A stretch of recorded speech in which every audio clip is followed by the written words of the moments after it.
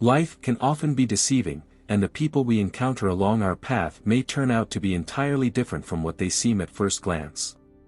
Take a closer look at your friends or neighbors. Perhaps some of them behave strangely, and their actions can't always be explained away by simple jokes or idle chatter. This story is about the stark changes in a person that society noticed too late. Many people dedicate their entire lives to building a career, a home, and a business.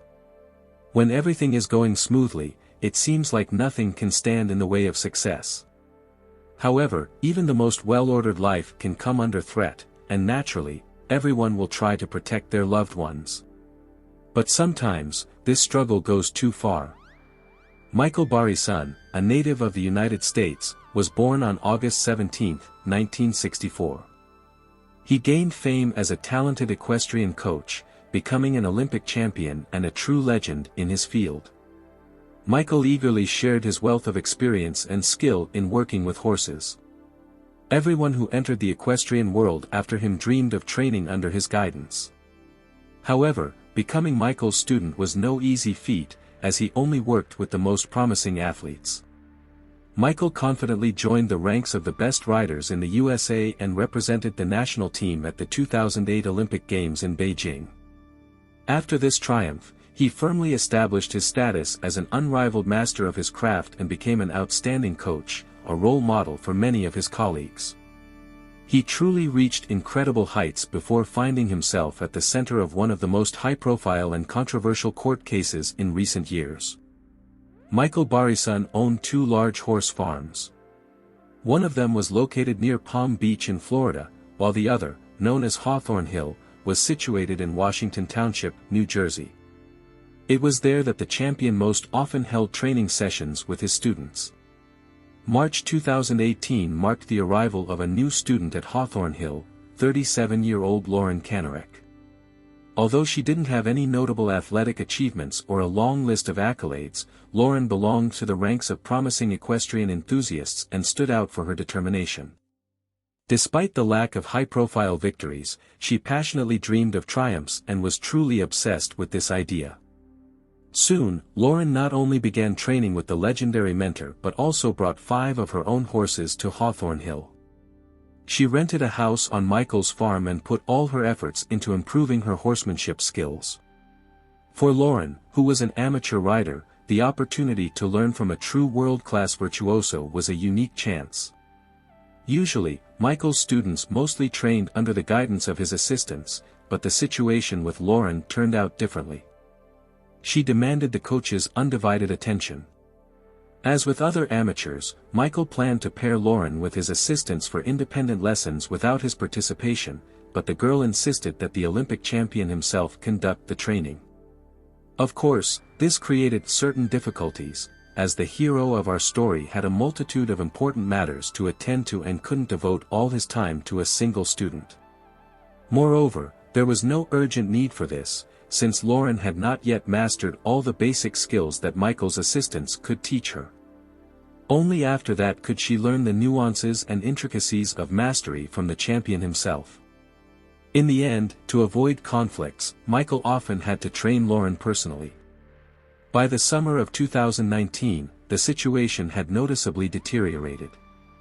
Lauren, who had always been known for her quarrelsome nature, became even more impudent and impulsive. Several trainers and assistants worked at Hawthorne Hill, as well as maintenance staff who cared for the horses and the farm. They all began to notice changes in Lauren's behavior. In her opinion, the main reason for her dissatisfaction was the insufficiently high quality of training provided by Michael's assistants and the Olympic champion himself. However, other students never expressed any complaints about the trainers, so all of Lauren's grievances seemed far-fetched and unfounded. In his time, Michael Barisone had followed a similar path, the one he was now leading his students along. He also trained under the supervision of champions' assistants before earning their support. Other well-known athletes, such as Michael Poulin, rallied around Barison. They saw the thorny road he had traveled on his way to the podium before becoming one of the most respected representatives of equestrian sports in the world. Michael Barisone was an active and energetic individual. That's how other athletes, with whom he later competed in various tournaments, remembered him. Michael was a brilliant rider and later became an equally outstanding coach. His professionalism was highly valued by dozens of students. All this attracted more and more people to him, people who wanted to at least get a glimpse of the secrets of his unparalleled talent. In addition to professional sports, this extra activity allowed Michael to acquire, rebuild, and maintain 2 wonderful farms. There were many horses and employees who cared for them, as well as, of course, students, some of whom even rented premises on the farm's territory. There were quite a few of Michael's former students for whom these words were not just empty talk. Many of them sincerely thanked him for the fact that, thanks to his guidance, they were able to significantly improve their athletic skills, and some even achieved real success. Michael Barisone's farm was open not only to wealthy clients willing to pay for training. There was a spacious stable on the premises that constantly required working hands. To ensure the completion of necessary tasks, Michael occasionally invited those who wanted to learn the art of horseback riding. He even attended amateur competitions, scouting for young talents and potential employees there. For young people, it was a great opportunity to get in touch with the world of horses under the guidance of a true master. Occasionally, students and high schoolers would show up at the farm. Considering the high cost of the coach's services, such an opportunity seemed like a fairly profitable offer for anyone who wanted to develop in equestrian sports. Lauren Kanarek had dedicated her entire life to horseback riding. She had achieved, in her opinion, considerable success and dreamed of getting support and training from the best specialists. Fate brought her together with Michael Barisone. The coach was impressed by Lauren's persistence and determination. In her behavior, he saw a reflection of his younger self when he was full of determination to climb onto the podium and become the best. Lauren was a petite and fragile woman who had sincerely fallen in love with horses from early childhood. Over time, these noble animals turned into a real passion for her. Lauren's childhood and teenage years were spent on a small horse farm in Ellington, Florida. This love sparked in her heart when she was only 2 years old. After her very first encounter with horses, the girl could no longer get these magnificent creatures out of her head. Lauren's father, John Kanarek, was a fairly wealthy and successful man. He had worked on Wall Street for many years. At the time of the events described, John had already retired and was running his own business. From the very beginning, he noticed that his daughter had an extraordinary love for horses. John decided to support Lauren's passion in every possible way, even though he himself was far from this sphere. He financed the construction of a stable on their farm. For his little daughter, John bought a pony that she could start her first training sessions on. This became a real milestone for Lauren. Almost immediately, the girl began to confidently hold herself in the saddle. Essentially, horseback riding is a dance performed by animals together with the rider.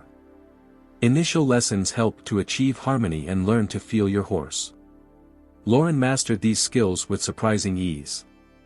John Kanarek didn't fully understand the point of such training, but he tried with all his might to support his daughter's interest. Lauren intensely engaged in horseback riding, gradually transitioning from her ponies to full-sized horses. She began to participate in amateur competitions. Slowly, she managed to demonstrate considerable professionalism, although her technique still needed improvement. Lauren's first victory took place in Belmont, where she won first place. In fact, the acquaintance with Michael Barisone happened through another person. Once, Olympic medalist Stephen Colbert was holding a meeting with amateurs and professionals of equestrian sports at his farm. He decided to give a couple of lessons to beginners and was sincerely impressed by Lauren's skill. That day, Michael Barisone happened to be at Colbertone's farm as well. He became an involuntary witness to Lauren's training session, during which she sought to demonstrate her skills to Stephen. Apparently, the champion saw great potential in Lauren. After her performance, Michael invited the girl to come to his farm for training. Of course, Lauren accepted such an offer from an athlete of international level with incredible enthusiasm. Soon after, she was already happily arriving at Barison's farm for a training session. Michael praised Lauren, and she asked for permission to become his student. Michael agreed to help the girl. This is how the complicated relationship between Lauren and Michael began, which later affected the lives of everyone who lived and worked on the farm. From the very beginning, Michael Barisone set the standard rate for Lauren, $5,000 a month. Under these conditions, she arrived at Hawthorne Hill along with her 5 horses. Considering that Lauren found herself far from her home, Michael agreed to provide her with housing for free. Lauren quickly oriented herself and decided to bring her boyfriend, Robert Goodwin, with her. Michael allocated a separate 2-story house for the couple, built on the farm's territory. It was located a couple of hundred meters from the owner's own residence. Later, Michael recounted that all of this was the result of his many years of work. Michael Barisone managed to build a brilliant career, winning numerous awards and earning considerable wealth. He invested all the money he earned into the development of his own business. In fact, Michael had never before trained any student under such special conditions. He didn't raise the cost of training, even though the young couple occupied a spacious house on his farm. Of course, Michael had to pay the bills for the house, which could have brought in additional rental income. However, fascinated by Lauren's skill, the man turned a blind eye to this and didn't demand a higher fee. In fact, from that point on, Lauren and her boyfriend began living on the farm together with the Olympic champion. Lauren's father paid $5,000 a month. It was quite a modest sum, considering the high quality of training, the care for the girls' horses, and the opportunity to live there. In Lauren's father's opinion, it was a favorable deal. Obviously, for that kind of money, his daughter was unlikely to find a coach of similar level. Unfortunately, Lauren's own behavior was far from grateful. At the same time, several other people lived on the farm. Among them was Justin Harden, an assistant trainer, as well as Mary Haskins Gray, who helped Michael. The woman was divorced and later became not only Michael's business partner but also his life companion. Mary was also connected to sports and participated in the Grand Prix, for which she trained under Michael Barisone's guidance. At the same time, she worked as an assistant and trainer in his stable. Mary had 2 children, and from the first days of living together, Michael accepted them as his own. They had a wonderful relationship. Mary described Michael as an extremely decent and kind person. Her children simply adored the man, and he reciprocated their affection. In fact, they became a real family. The Olympic champion's life flowed smoothly and calmly, and nothing foreshadowed trouble. Lauren was an active Facebook user and immediately began posting photos with her coach. She made posts about horses and Michael, but gradually the situation began to change in a strange way. Already in the first summer, some unpleasant tension appeared in the relationship with the student. Michael Barisone repeatedly mentioned that Lauren sought his undivided attention. Of course, the man was quite busy and couldn't always accompany the girl during all her horse training sessions. At the same time, Lauren categorically refused to work with Michael's assistants. Despite the fact that the assistants were also highly skilled professionals, Mary and Justin noticed that Lauren always expressed dissatisfaction when they substituted for Michael. Mary, who was in a romantic relationship with Barison, reacted particularly negatively to her behavior. Mary believed that Lauren was behaving like a rival trying to draw all the mentor's attention to herself. Due to the capricious student's whims, the atmosphere on the farm began to deteriorate, and reasons for conflicts became more and more frequent. Lauren began to ponder the fact that the money her father was investing in her training was being wasted. At the same time, she completely ignored the fact that she was actually living for free on the Olympic champion's territory, who had kindly provided a roof over her head, her boyfriend, and her horses. The tension continued until June 2019, when the woman's discontent erupted into an open conflict. Lauren frankly expressed her indignation to Mary about the head coach's behavior. She believed that she was paying to work with the best of the best, not with his assistants. Mary regarded this as a true manifestation of jealousy.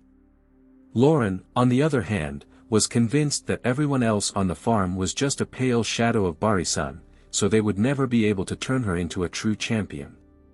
Despite this, she was actually far from ideal and didn't even possess the basic horseback riding skills. In the end, Lauren discussed this issue with Michael.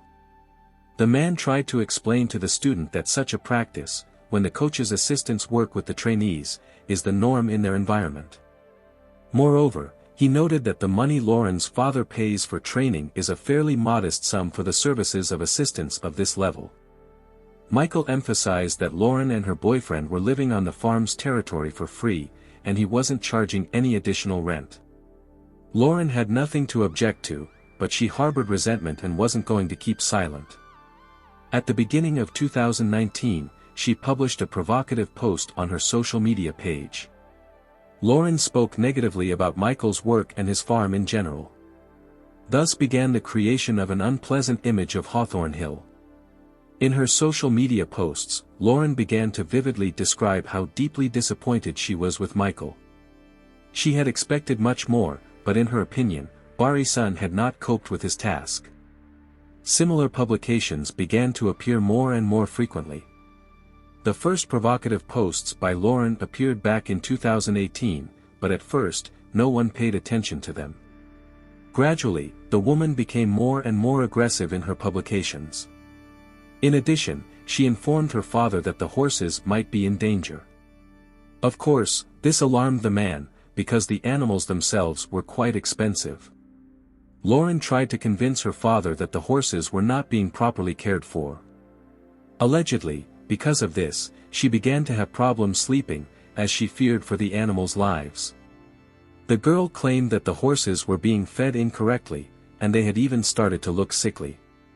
Later it turned out that all this was a complete fabrication, but it was no longer possible to stop the spread of lies. Michael and his assistants didn't even suspect what was happening until it was too late. However, Lauren wasn't going to limit herself to just lies. Together with her boyfriend, she decided to secretly install audio recording devices on the farm. The woman collected information and began publishing unpleasant posts, taking Michael's ambiguous phrases out of context. According to sports etiquette, all this could lead to serious consequences. The Olympic champion began to be removed from participation in sports events. Given how acutely such issues are perceived in American society, Lauren's actions provoked a wave of indignation against Michael. The man, stunned by the sudden attacks on the internet, tried to refute all these baseless accusations. The student's behavior dealt a devastating blow to the Olympic champion's reputation. His supporters feared that, against the backdrop of the accusations, Michael's business could suffer significant losses or even find itself on the brink of complete collapse. During this period, Lauren and her boyfriend Robert Goodwin, despite the discontent and constant conflicts, continued to rent one of the houses on the farm's territory. They categorically refused to leave this place, despite Michael's demands. Barison insisted that the couple get out, he no longer wanted to see them. But Lauren and Robert stubbornly ignored all his demands. Michael even turned to the police about this. The Olympic champion began to seriously fear for his own life. Unfortunately, law enforcement officers simply ignored all his appeals, regarding the conflict as an ordinary dispute between a landlord and tenants. No one could even imagine that the situation would go this far. Meanwhile, the atmosphere on the farm kept deteriorating. During this period, many people noticed a serious deterioration in the Olympic champion's emotional state. Michael even began to look worse and became like his own shadow. He accused the student of creating intolerable conditions in his own house. At that point, Barison did not yet suspect the existence of hidden audio recording devices. In fact, Lauren launched a real persecution campaign against Michael on the territory of the farm that belonged to the man himself. At the same time, she brazenly accused the coach of bullying her. Considering Lauren's fragile physique and the Olympic champion's powerful muscular build, the girl's words sounded quite convincing. No one could even imagine that such a sweet-looking woman was simply making up all these terrible stories. The situation escalated even further when Michael's beloved, Mary, could not withstand the constant pressure and moved out of the farmhouse with her children. Barison was furious with this turn of events. Of course, this could not go on for long. In the end, the mentor informed Lauren and Robert that they had to get out along with their horses. To his surprise, the young people flatly refused to do so. Michael even turned to Lauren's father for help. But he clearly sided with his daughter, so he ignored the Olympic champion's request to take the girl away from the farm. Lauren Kanarek insisted that the money paid for training had not yet been fully worked off. Barison felt trapped, he didn't know what to do next. On June 31, 2019, the famous athlete filed another police report. He described the entire situation in detail and asked for help from law enforcement officers. However, his appeal was ignored again, with the incident being regarded as an ordinary rental dispute. The police advised Michael to solve his problems on his own and not bother officers with trifles. Barison once again approached Lauren and Robert, demanding they leave the farm. But once more, the couple categorically refused. Similar requests were made repeatedly after that, but the residents of the comfortable house stubbornly refused to leave the territory. According to Michael, the situation was getting worse and worse. It seemed that Lauren knew absolutely everything about him, followed his every step, and did not hesitate to use any opportunity to smear the man on social media. However, there was one thing Lauren didn't know: the Olympic champion had a gun safe in his work office where he kept a pistol. Of course, his nerves and patience were not infinite. The student had created such intolerable conditions that the man developed serious problems with sleep and his personal life. He lost his appetite, emotional stability, and became extremely irritable. Michael, extremely dissatisfied with this attitude, decided to focus on Lauren's training. At the same time, he realized how much damage the student's behavior was causing to his business. Financial difficulties only exacerbated the situation. Even at this stage, Lauren did not stop her attacks and began sending threats to Michael. After that, he turned to the police again. Unfortunately, his statement was ignored, just like all the previous ones. In fact, at that point, Lauren had only just begun her ominous game. On August 7, 2019, she decided that she had gathered enough compromising information about her mentor and made it public on social media. After that, Lauren filed a complaint with the Child Protection Services, accusing Mary of cruel treatment of children. An investigation was also launched against Mary herself. Throughout this time, Lauren's father did not intervene in the situation at all. But even this act was not the end of the insidious plan. The woman appealed to the Congress on sports safety and complained about Michael. She delivered a loud speech in which she accused the athlete of harassment, stalking, abuse, and violence against her. Of course, this was a complete lie. Despite the availability of audio recordings of all conversations on the farm, no evidence of her words was found. In light of the accusations, social workers were intent on taking the children away, but by that time, Mary was no longer living at Hawthorne Hill Farm. The Olympic champion was facing real sanctions and restrictions, as well as a deterioration in relations with the entire sports community. His business, deprived of new clients, was on the verge of bankruptcy. After these events, Michael went to his city office, where Mary was having a meeting with a social worker. The issue of removing the children was being resolved, since the coach's assistant was also mentioned in Lauren's complaints. Michael and his girlfriend were in despair. He put his beloved in the car and asked her to wait a few minutes. The man went into the office, opened the safe, took out the gun, and loaded it. From that moment on, as Michael later claimed, he remembered nothing except the road to the farm. It was as if his memory had been erased. In reality, Barison immediately headed to the farm, as soon as he dropped his girlfriend and the social worker off at Mary's apartment, where the children were.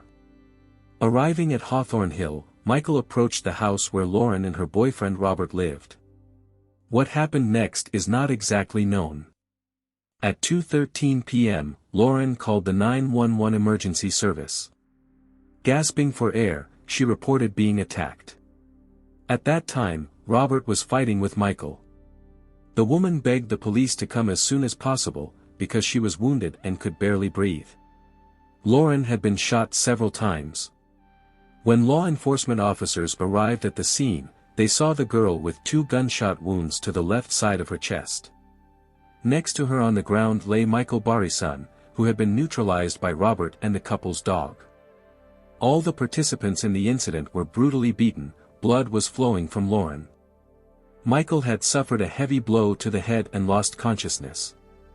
The police officer who arrived at the scene turned Barison over, who was lying face down. The man was alive. A pink and black 9mm Ruger pistol was found on the ground next to his left hand. The weapon was immediately seized for examination. The ambulance that arrived at the call took Lauren and the other victims. Now the injured student was desperately fighting for her own life. Her condition was critical, so the doctors put the girl into an artificial coma. This was necessary because, due to significant blood loss, there was a serious risk of brain damage. Lauren was connected to life support machines. Michael suffered beatings but did not receive any serious injuries. The very next day, he was arrested and charged with 2 counts of attempted murder. The man claimed that he did not remember anything about the events of that day. Barison admitted that he had never been prone to aggression or anger, so he considered the incident another staging by Lauren. Thus began the trial in Morris County, New Jersey, which dragged on for 3 whole years. The hearings in the case were scheduled for the end of March 2022. Michael spent most of this time behind bars without the right to bail but desperately begged for help. He persistently argued that he had become a victim of his own student, who had turned into a real stalker and unleashed a war in his own home. During this period, Lauren also defended her position. She spent 4 days in an artificial coma, and then 3 more weeks in the intensive care unit. The victim was connected to life support devices and couldn't even speak due to an intubation tube in her throat. In fact, the girl was 1 step away from death, but the doctors managed to snatch her from the other world. Now Lauren was determined to put Michael behind bars for life by any means possible. According to the victim, Barison was hiding behind a bush near the back porch. When Lauren approached him, not even suspecting he had a gun, she started a conversation. Suddenly, the man raised his weapon and fired at her twice. Robert, Lauren's boyfriend, claimed that he was nearby and saw with his own eyes how Michael shot the girl. Then Barison tried to shoot at him too but missed. Then Robert rushed at the attacker and neutralized him. The Olympic champion's lawyer insisted on the innocence of his client, citing temporary insanity and a state of passion provoked by Lauren's behavior and the connivance of her boyfriend. Michael had indeed suffered greatly from all these events. Michael lost his reputation, clientele, and to ensure proper defense in court, he was forced to sell Hawthorne Hill Farm, which he had built from scratch with his own hands, investing all his money and soul into it. His relationship with Mary was ruined, as the woman feared for the fate of her children and was afraid that the custody service would take them away. However, Mary became a valuable witness for the defense.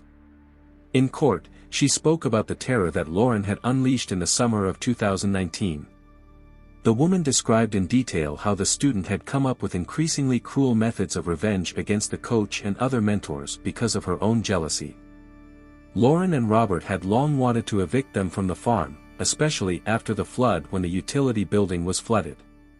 But the young couple refused to leave. Michael, Mary, and the children were forced to move into the barn while their living quarters were being repaired, and Lauren and her boyfriend didn't even let them into the house where they were mere guests. Mary claimed that Lauren and her boyfriend had not kept their word and had not left the farm's territory even after the training was over. Instead, they continued to live in someone else's house as imposters. That's why Michael had repeatedly turned to the police because of the illegal seizure of the house, but to no avail. At the same time, Mary insisted that until the very end, Barison had been an ideal man and a wonderful father, even to non-biological children. Mary and Michael had a long history of relations. In his time, He became her coach and helped her ascend to the podium of honor and get to the Olympic Games. The woman described Barison as a wonderful mentor and trainer who had preserved the best human qualities and cared for her. Another assistant coach, Justin Harding, also appeared in court and confirmed that Lauren had been difficult to deal with. The defense attorney's strategy of declaring the defendant insane was quite risky, as such a line of defense is rarely used. Michael's condition required close attention, so a top-category forensic psychiatrist and several independent experts were involved to assess his mental health. They spent many hours in conversations with the former Olympic champion. The doctors really assumed that Lauren could have done everything that Michael and Mary had told them about. The man's emotional state deteriorated under the pressure of the terror campaign launched against him, until he reached a critical point. Barison had never been prone to aggression or cruelty, but despite this, circumstances forced him to resort to weapons. There were other reasons for memory loss as well. In fact, Michael recalled taking the gun, loading it, and going to the farm. The man insisted that he had no intention of killing anyone, but at some point, a fight broke out with Lauren's boyfriend. Robert dealt a heavy blow to Michael's head, and this, according to doctors, could have caused amnesia. In addition to Barison, close attention was also paid to Lauren. During one of the testimonies, the girl admitted that she wanted to destroy her coach's business. The reason for this was jealousy and disappointment. She believed that she would be able to become the best of the best, but these hopes were not fulfilled. Michael was convinced, the tragedy could have been avoided if the young people had not resorted to bullying on the internet, had immediately obeyed him, and had gotten out of someone else's house.